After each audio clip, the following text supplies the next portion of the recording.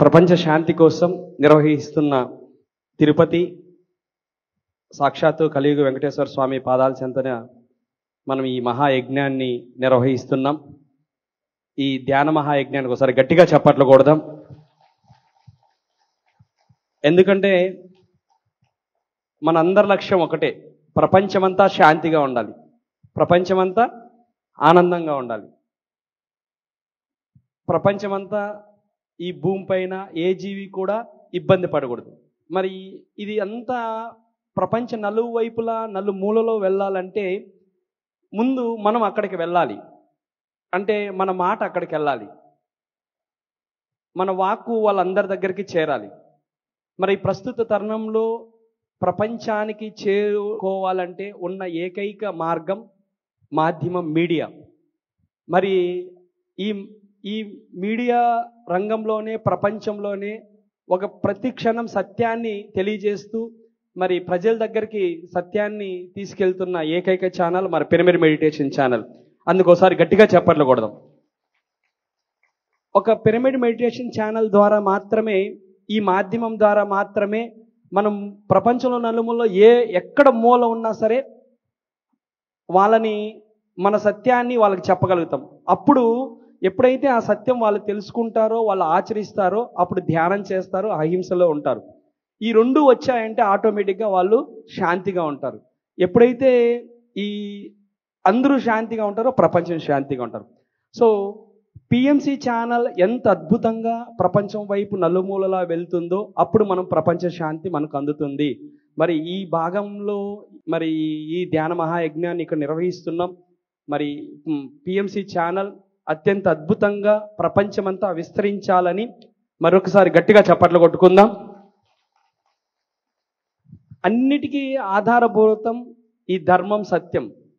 ఈ రెండు ఉన్నప్పుడే ఆశ్రమాలు కానీ తర్వాత క్షేత్రాలు కానీ ఏవైనా కూడా అత్యంత గొప్పగా వర్ధిల్లుతాయి. మరి ఆ వర్ధిల్లాలి అంటే ముందు మన మాస్టర్లు, ధ్యానులు, మరి మన అనుభవాలు అందరికీ తెలియాలి.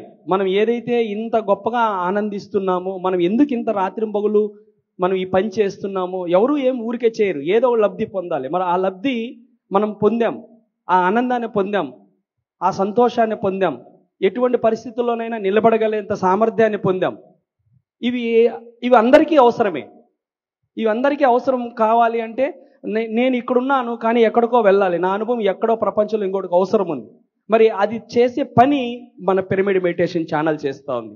సో అందుకో మరొకసారి గట్టిగా చెప్పట్లు కొట్టుకుంటూ ఈ యజ్ఞం యొక్క తాలూకా యొక్క ఆ శక్తినంతా కూడా పిఎంసి ఛానల్ తీసుకొని మరి మనం పెద్ద స్థాయిలోకి పిరమిడ్ మెడిటేషన్ ఛానల్ వెళ్ళాలి. మనం ఈ యజ్ఞాలు మరింతగా మనం నిర్వహించుకుందాం. సో ఇక్కడ నా పేరు ప్రభాకర్. ఇక్కడి నుంచి 70 కిలోమీటర్లే పిరమిడ్ జీతవనం. అక్కడ సుధాకర్, ప్రభాకర్ మా అన్నయ్య, నేను. ఆ క్షేత్రానికి మొట్టమొదట పత్రిసారు ఈ ప్రాంగణం నుంచే జీతవనం వచ్చారు సార్, మహతి ఆడిటోరియం నుంచి. ఈ మహతి ఆడిటోరియానికి జీతవనానికి అపారమైన సంబంధం ఉంది. ఎందుకంటే మొట్టమొదటగా నేను ఇక్కడికి వచ్చినప్పుడు 2012 ఫిబ్రవరి 22వ తారీఖు సాయంకాలము నేను ఇక్కడ వచ్చి నిలబడుకున్నాను. అప్పటికి నాకు పత్రిసారు ఒక 2-3 సార్లు మాత్రమే పరిచయం. నన్ను చూసి అలా స్ట్రైట్గా కిందికి దిగి వచ్చి రేపు మీ ఊరు వస్తానని చెప్పేసి ఇలా వేలు చూపించేసి వెళ్ళిపోయాడు. అయితే నాకు పక్కన వాళ్ళని డౌట్ వచ్చింది. ఎందుకంటే మనకు తెలియదు, అప్పటికేం పెద్ద పరిచయం లేదు సార్తో. సార్ ఎక్కడుంటారంటే భీమాస్ హోటల్లో ఉంటారని చెప్పారు. సో మళ్ళీ భీమాస్ హోటల్లోకి వెళ్ళి అక్కడ నైట్ 10 గంటల కాడ అడిగితే ఉదయం 6 గంటలకల్లా మీరు ఇక్కడికి వచ్చేయండి, మీ ఊరికి వెళ్దామన్నారు. మా ఊరికి వచ్చిన తర్వాత అక్కడ సారు మా ఇంటి పైన అప్పుడుగానే పిరమిడ్ కన్స్ట్రక్షన్ జరుగుతూ ఉంది. అది 80% అయింది అంతే. సరే అంత గురువుగారు వస్తున్నారని చెప్పి అప్పటికప్పుడు రిబ్బర్ తెచ్చి ఆ కటింగ్ చేసి ఆ ప్రారంభం చేసిన తర్వాత సార్ కూర్చున్నారు ఇంట్లో. ఏంటి విశేషాలు అంటే, సార్ నేను వ్యవసాయం కోసము మా పొలం దగ్గర ఒక పిరమిడ్ యాంగిల్ రెడీ చేసి ఉంచాను అంటే, అలా పడుకున్న వ్యక్తి ఒక్కసారిగా లేచి ఇంటి దగ్గర నుంచి మా వ్యవసాయ పొలం దగ్గరకు వచ్చి ఆ పిరమిడ్ యాంగిల్ చూసి ఆ క్షేత్రాన్ని అంతా సందర్శించిన తర్వాత ఇట్లా నా మీద చెయ్యి వేసుకొని ఈ పిరమిడ్ ఎందుకు కట్టాలనుకుంటున్నావు అన్నారు. అప్పటి వరకు కేవలం వ్యవసాయం కోసం ఆ పిరమిడ్ నిర్మించాలని యాంగిల్ రెడీ చేసి ఉంచాను. ఏ క్షణమైతే పత్రి సార్ ఇలా నా మీద చేయి వేసుకొని అడిగారో నేను అప్పుడు 3 మాటలు నాకు తెలియకుండా చెప్పాను. సార్, ఇక్కడికి వచ్చిన వాళ్ళందరూ ఆనందంగా ఉండాలి, ఆరోగ్యంగా ఉండాలి, ఆత్మజ్ఞానం పొందాలి. ఆ రోజు సార్ ఏం చెప్పాడంటే ఇది ఒక గొప్ప శక్తి క్షేత్రం అవుతుందన్నారు.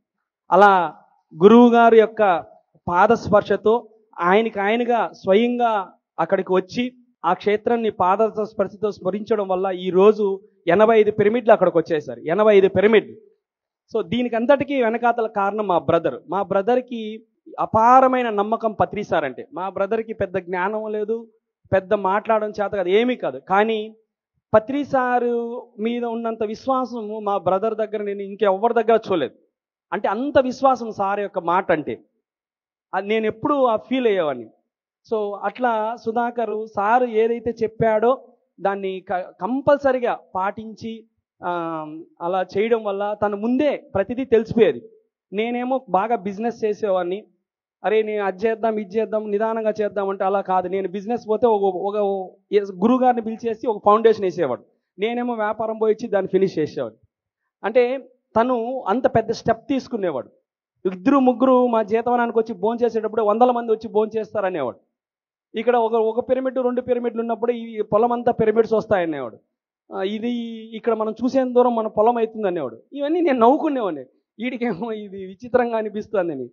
సో కానీ తనకి ముందే అర్థమైపోయేది. పత్రి సార్తో అంత అనుసంధానమై ఉండేవాడు. పత్రి సార్ ప్రతిసారి తనకి ముందే డ్రీమ్లో వచ్చి కనపడి చెప్పేవాడు.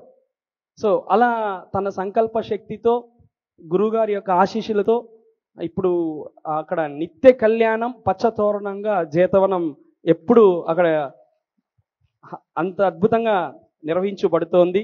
మాస్టర్లు అందరి సహకారంతో మీరందరూ జీతవనానికి రావాలి. జీతవనం అంటే పత్రి సార్ యొక్క అది ఒక గుండె. సారు అంతగా దాన్ని ఫీల్ అయ్యాడు. సో తర్వాత మీకు అందరికీ తెలిసిందే, గురువు గారి కంటే ముందు 15 days బిఫోర్ సుధాకర్ శరీరం వదలడం. తర్వాత నేను చాలా బాగా డిప్రెషన్కి వెళ్ళాను. అందులో బాబాయ్ అందరూ కూడా వచ్చారు, రాఘవరావు సార్ అందరూ నన్ను పరామర్శించి వచ్చేవాళ్ళు.